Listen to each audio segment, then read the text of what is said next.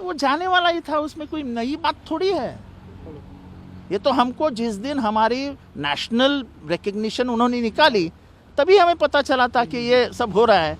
और अजीत पवार को पार्टी में लेके उसको उप मुख्यमंत्री बनाना, ये सबसे बड़ी गलती थी हमारी।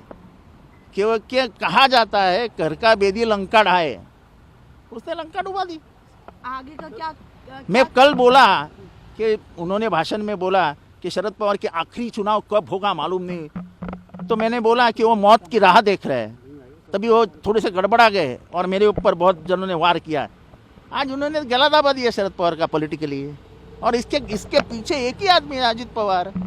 ये बाकी के लोग जो बोल रहे हैं वो तो कान फूंक रहे हैं। उनके हत्या तो अजीत पवार ने की, सगे यानी खून का रिश्ता, उस खून के रिश्ते ने गला दबा डाला। लेकिन अवर साहब, फैसला चुनाव आयोग ने दिया है, आप लोग अभी भी अजीत पवार को दोषी मानते हैं? अभी भी हम अजीत पवार को ही दोषी मानते हैं, क्योंकि ऐसा है, ये मैनेज किया हुआ निकाल किसके वजह से आया है? कौन आदमी था जो पहले 2019 में फूटा? किस आदमी ने ये सब लोगों को जमा करने का काम किया? किस आदमी ने 30 तारीख का झूठा बयान दिया? किस आदमी ने झूठे कागजात तैयार किए?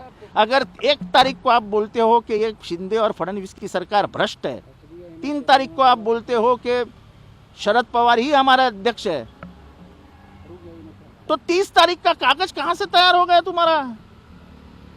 ये सब फ्रॉड पेपर पे बना हुआ निकाल है। इसमें तो लाज लज्जा अगर किसी की जा रही है, किसी का वस्त्र हरण हो रहा है, तो वो चुनावी आयोग का हो रहा है। शिवसेना के बाद ऐसा सर, ही एक बार वाकया कैमरा की तरफ NCP में टर्न देखा। कीजिए। शिवसेना के बाद अब फिर से एनसीपी के साथ ऐसा वाकया हुआ है महाराष्ट्र में।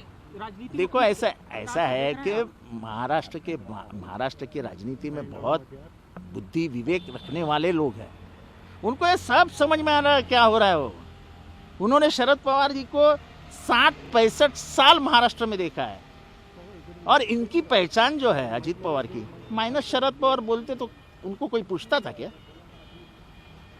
कोई भी एक आदमी उनमें से बताओ कि जो बिना शरद पवार के ऊपर आया है। दिलीप वळसे पाटिल, हसन मुशरीफ, किसके किसके नाम लूं? पूछो उनको कि माइनस शरद पवार आप कौन हो? अरे कल तुम उसके मौत के बारे में बात कर रहे थे, आज गला दबा के उसकी पॉलिटिकल मृत्यु के कारण बन गए हो।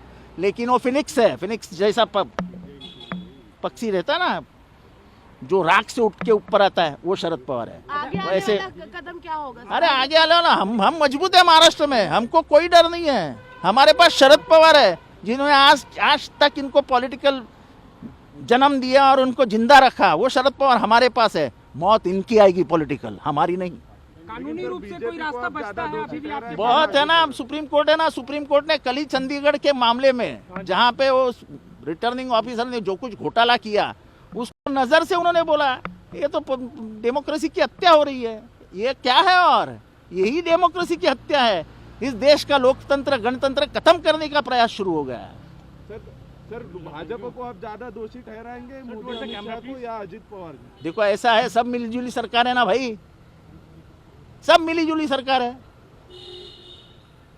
निवडणूक चुनाव आयोग को कौन बोल सकता है?